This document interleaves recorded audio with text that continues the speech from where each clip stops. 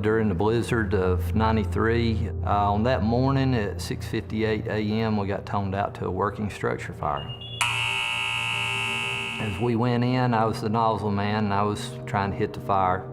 Mike taps me on the shoulder, and he's screaming, "We've got a problem," and I turned back to look at him. And I said, "What?" He points up, and about that time, the whole ceiling, roof, everything collapsed in on top of us. We got up, we backed out, we turned and went to make another interior attack. We went in the front door, and the ceiling come down on top of us again. We were able to back out, and neither one of us was entangled in one single wire. I turned to Mike and I said, "We're not supposed to be in here."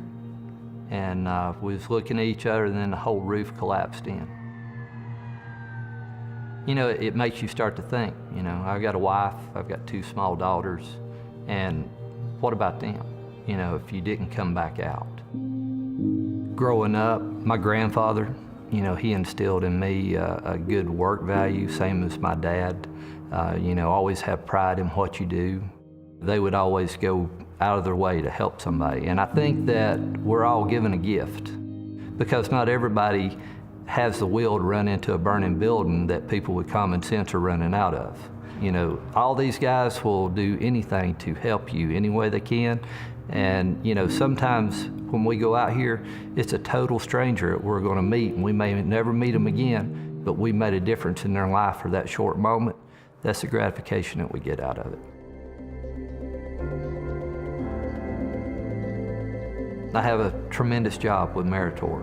I started there going on 32 years now. Anything from hand welding to a robotic program, I take care of it. We're always checking after each other and confirming that everything is compliant, it's working the way it's supposed to.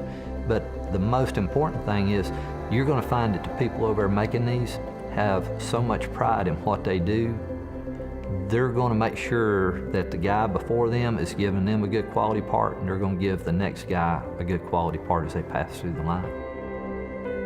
It was about 7 o'clock Sunday night, November the 5th. I was in the family room, and one of the dogs started banging on the door. The fire had already started, and I opened the door, and boom, there it was.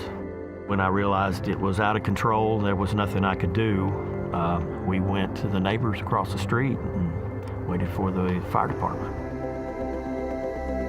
When you realize that the very axle that you had hands-on in making, and it brought the fire department, brought water, skilled firemen to your house to help you, you know, you look at it a lot different.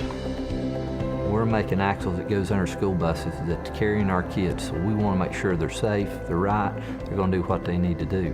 But at the same time now, the new philosophy that we're looking at with our military product that we're putting out into the market, our soldiers are dependent on these vehicles for their protection, and we need those axles to hold up and do what they need to so they're protected and they don't have to get out of that vehicle if they don't need to. So we put a ton of pride into everything we do because we want to make it right the first time when it goes out. I mean, that's what we're driving after. We want to be able to make it good enough that we're willing to put our name on it and send it out the door for somebody to use.